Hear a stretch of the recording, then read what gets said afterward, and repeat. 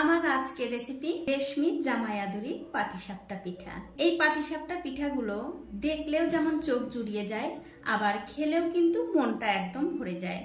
বানানো কিন্তু একেবারে সোজা, যে কেউ বানাতে পারবেন। আর বানাতে যে খুব একটা বেশি উপকরণ লাগে তাও কিন্তু না। তো নমস্কার, আমার এই ছোট্ট চ্যানেলে আপনাদের সবাইকে স্বাগতম। তো জামাইয়াদুরি রেশমি পাটিসাপটা পিঠা বানানোর জন্য নিয়ে নিচ্ছি 1 বাটি চালের গুঁড়ো, আর নিয়ে নিচ্ছি 1 বাটি ময়দা। দিয়ে দিলাম স্বাদ অনুযায়ী নুন। এখন নুন, ময়দা আর চালের গুঁড়োটা খুব ভালো করে একটু মিশিয়ে নিতে হবে। দেখুন সবকিছু কিন্তু ভালো করে মেশানো হয়ে গেছে।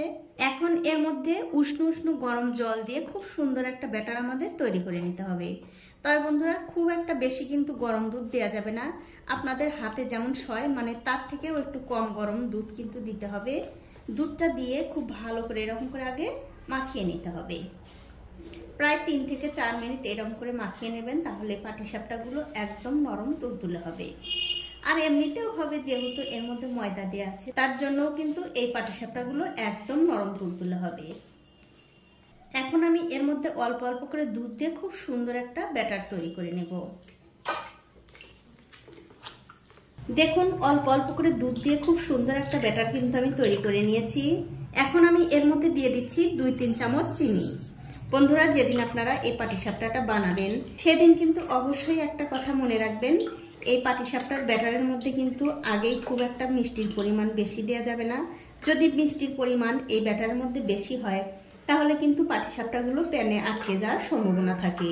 সেই জন্য অল্প একটু মিষ্টি দিয়ে এই ব্যাটারটা বানিয়ে নেবেন।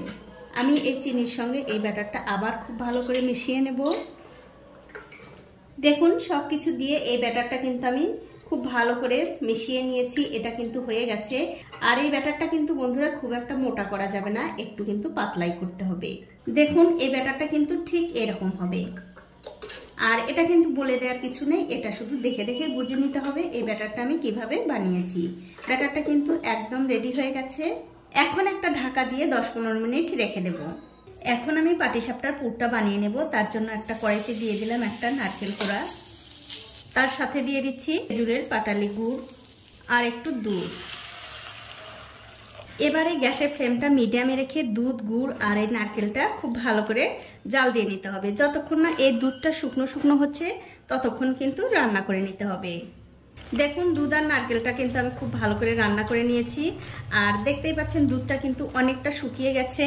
এখন আমি এর মধ্যে দিয়ে দিচ্ছি আগে থেকে করে রাখা সেই পাটিসাপটার ব্যাটার।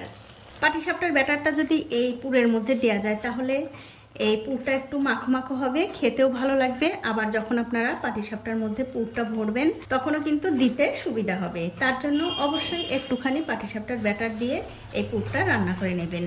এখন আমি খুব ভালো করে গ্যাসের ফ্লেমটা লো টু মিডিয়ামে রেখে এই পুরটা রান্না করে নেব। আর আমার এই ছোট্ট চ্যানেলটি যারা সাবস্ক্রাইব করেছেন তাদেরকে অনেক ধন্যবাদ। আর যারা সাবস্ক্রাইব করেননি তাদেরকে সাবস্ক্রাইব করে নেওয়ার অনুরোধ রইল। যে সকল বন্ধুরা আমার এই রেসিপিটা ফেসবুক থেকে দেখছেন, তাদের কাছে আমার অনুরোধ থাকলো অবশ্যই আমার এই পেজটিকে ফলো করে দেবেন। তাহলে আমি যখনই কোনো নতুন ভিডিও নিয়ে আসবো সবার আগেই কিন্তু আপনিই দেখতে পাবেন। দেখুন পুরটা কিন্তু আস্তে আস্তে ঘন হয়ে যাচ্ছে। আর আরো একটু জাল দিয়ে এটা কিন্তু আরো একটু শুকনো শুকনো করে নিতে হবে। দেখুন খিসাটা কিন্তু অনেকটা ঘন হয়ে গেছে, এর চেয়ে বেশি আর শুকানো যাবে না।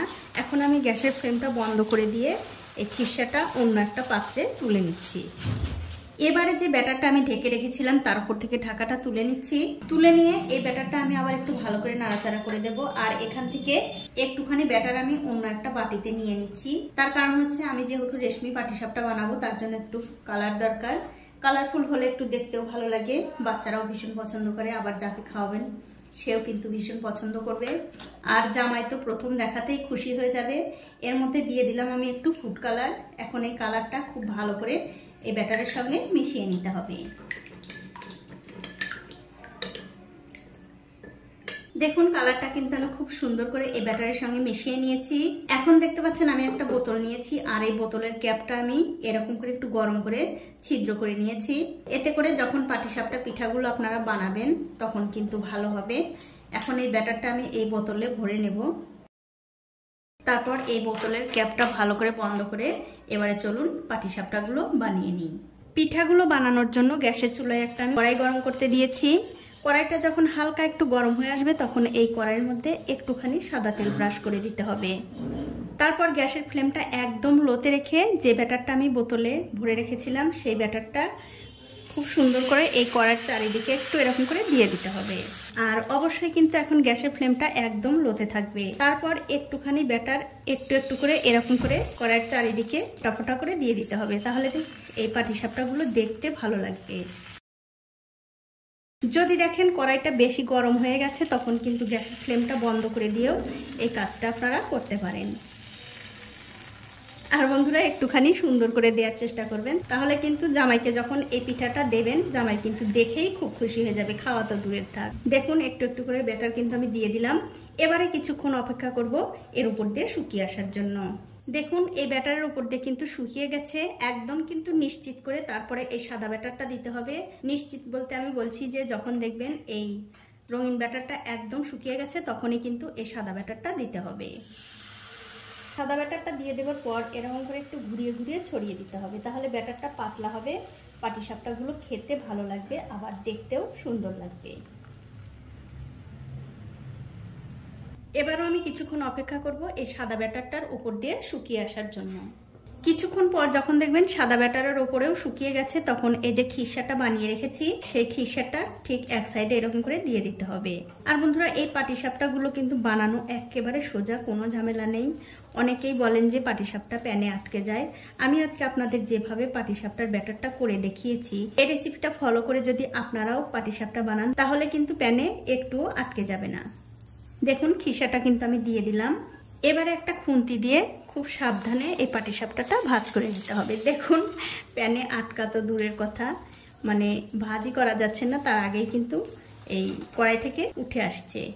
এখন এরকম করে একটু ভাজ করে নিলেই কিন্তু খুব সুন্দর পাটিসাপটা হয়ে যাবে। দেখুন কত সুন্দর পাটিসাপটা হয়ে গেল। এবারে এই পাটিসাপটাটা দুই দিকটা একটু ভালো করে ভেজে নিতে হবে। দেখুন এই পাটিসাপটার কিন্তু দুই দিকটাই আমি ভালো করে একটু সেঁকে নিলাম, এটা হয়ে গেছে। এটা আমি তুলে নিচ্ছি। আমি আরো একটা পাটিসাপটা ভেজে আপনাদের দেখিয়ে দিচ্ছি। আমি কড়াইতে আবার একটু তেল ব্রাশ করে দিচ্ছি। আর বন্ধুরা যতবার এই পিঠাগুলো আপনারা কড়াইতে দেবেন ততবারই কিন্তু অল্প পরিমাণে একটু তেল ব্রাশ করে নেবেন। তারপর আবার গ্যাসের ফ্লেমটা একদম লোতে রেখে এই ব্যাটারটা এরকম করে দিয়ে দিতে হবে। তারপর আগের বারের মতোই এরকম করে জায়গায় জায়গায় ফোঁটা ফোঁটা করে দিতে হবে।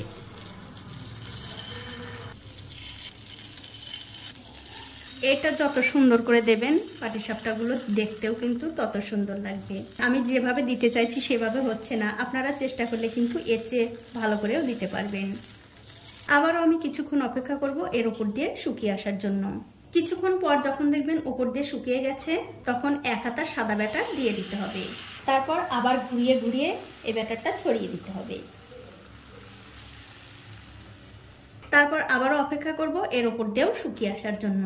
দেখুন এই সাদা ব্যাটারটাও কিন্তু শুকিয়ে গেছে। এবারে যে পুরটা বানিয়ে রেখেছি সেই পুরটা এরকম করে দিয়ে দিলাম। পুরটা ভালো করে এরকম করে লম্বা করে দিয়ে এটাও কিন্তু ঠিক আগেরটার মতো করে রোল করে নিতে হবে। আর দেখুন পাটিসাপটা কিন্তু কিছুই করতে হচ্ছে না, একা একাই কিন্তু উঠে আসছে। এটাও আমি দুই দিকটা একটু ভালো করে সেঁকে নেব। দেখুন এই পিঠাটা কিন্তু আমি দুই দিকটা খুব ভালো করে সেঁকে নিয়েছি, এটা হয়ে গেছে। এটা আমি তুলে নিচ্ছি। আর এই একই রকম করে কিন্তু সবগুলো পিঠাই বানিয়ে নিতে হবে। তো এই দেখুন বন্ধুরা সবগুলো পিঠা কিন্তু আমার ভাজা হয়ে গেছে। আর এই পিঠাগুলো কিন্তু একদম নরম তুলতুলে হয়, বাচ্চা থেকে বড় সবাই কিন্তু খেতে পারবে। পরের দিন খেতে কিন্তু এই পিঠাগুলো আরো বেশি ভালো লাগে। এখন একটা পিঠা আপনাদের কেটেও দেখাচ্ছি কতটা সুন্দর হয়েছে। দেখুন ভেতরটাও কিন্তু কত সুন্দর, একদম নারকেলের পুরে ভরা। তো বন্ধুরা আমার আজকের এই জামাই রেশমি পাটিসাপটা আপনাদের কেমন লেগেছে? যদি ভালো লেগেই থাকে অবশ্যই একটা লাইক, কমেন্ট আর শেয়ার করতে ভুলবেন না।